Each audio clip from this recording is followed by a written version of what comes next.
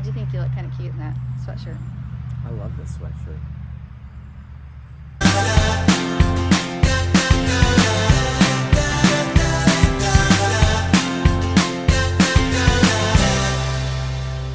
Hi, I'm Chris. And I'm Linda.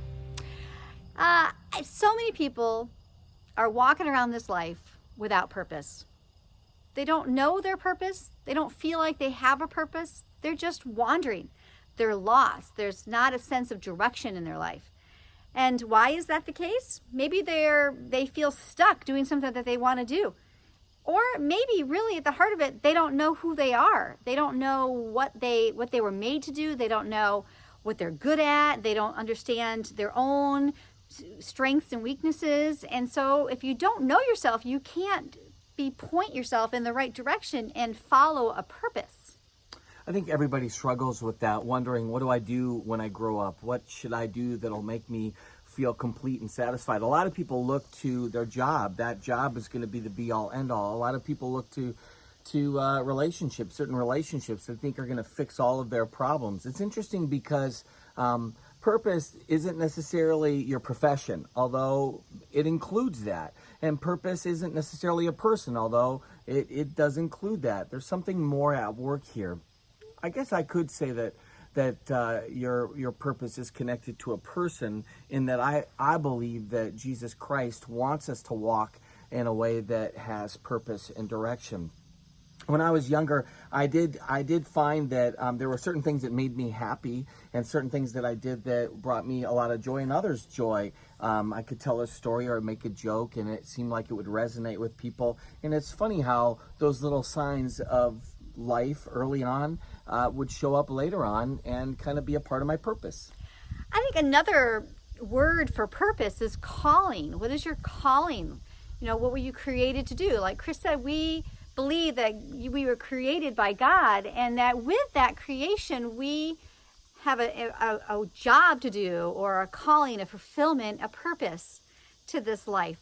And I think there's 3 ways to find that purpose. So I'm going to give you 3 ways to find that purpose. The first way is to pray about it. Whether you're a praying person or not, you can seek God's answer to this. Ask Him, what is my purpose? What am I here to do in this life? The other thing you can do is to ask people around you. Ask people who you trust, who love you, who want the best for you. Ask them, what am I good at? What do you see me good at? What do you see as my strengths? Ask other people. And then the third way is to really have a self-examination and find out what drives you. What excites you? What do you, when you think of doing something, what is your feeling about that? Do you dread it, or are you like, oh, that's really cool? When you finish doing an activity, do you feel like, oh yeah, that was it. I'm made for that. Or where you're like, oh, I'm so glad that's over. So those kind of internal voices really are help to show you really how you're driven and what your purpose, your calling should be. It was interesting. When I was younger in college, I was writing a lot of music, and nobody heard that music except for Linda, basically, or a few select folks. And one day I got asked by the campus minister to go do a concert at his church. And I was so terrified, but I went and I did, I basically played every song I'd ever written. And at the end of that, I was so self-conscious, and I was so terrified in a lot of ways, but I heard the Lord speak to me in a very beautiful way, and He said, this is what I've called you to do. Nobody else knew that. Nobody else could hear that, but in my being, I felt like this is what I was made to do. And what was interesting to me is that growing into that purpose, it has changed and modified and developed a lot over the years. So in some ways, purpose for you might be something that's this particular thing, and then it grows into something even more different. Telling that story was kind of cool because you felt that in that moment. You felt like God said, this is what I've made you to do. But I remember being in the back of that concert, and I was walking a baby back and forth, and just witnessing you do this. I knew in my heart that that's what He was called to do. I knew that's because, again, that's the idea, is the power of asking people who love you and who are connected to you. I knew that's what He's supposed to do. But I do want to give this little bit of warning. Just because something is difficult and just because you don't like doing it necessarily, doesn't mean that it's not part of your purpose. There's lots of things about my life as a mother that I don't particularly enjoy. But I know that deep down, this is my call. This is who I am. And in your story about the concert, I had that experience recently too, as I've, in my own calling and my own purpose, has pressed on past just being a mom to where I am doing more ministry.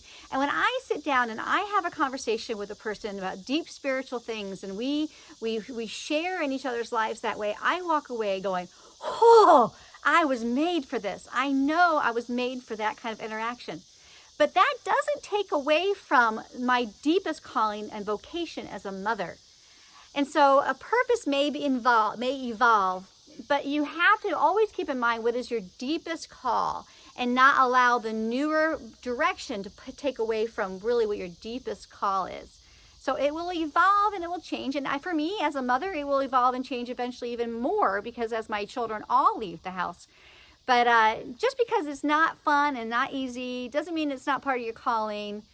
And to trust that you have the deepest call and don't get distracted from that. It was interesting because I feel like when you said that though too, I could easily say that I've often over the years felt like, gosh, I wish you could meet Linda. You guys would be such a great, great friends, and some of the things that they're struggling with. Man, I wish you could talk to Linda because she has such a very beautiful, powerful advice that would be so helpful. Like your role as you journey into being that spiritual director has been so obvious to me that would be something you would excel in. But the ultimate thing is that you need to give yourself a little bit of time and permission to grow into what it looks like to be in that place of living and fulfilling your purpose. Ultimately, we're all called to love one another, and that's our greatest purpose, especially as Christians. They'll know that we're Christians by our love. And so find that area in your life that you most love to be in and love to do. We tell couples a lot of times that dream. If you could do anything that you want to do, what would it be? And you know what that does? That taps into that desire and that overall purpose. If you didn't have limitations with time and space, money, what would you do? And ask that question of yourself and to yourself, what could I do? What would I want to do? Ultimately, God wants you to find your purpose, and you know that you will thrive in that purpose because ultimately it's where you're gifted and talented in. Anyway, you're awesome.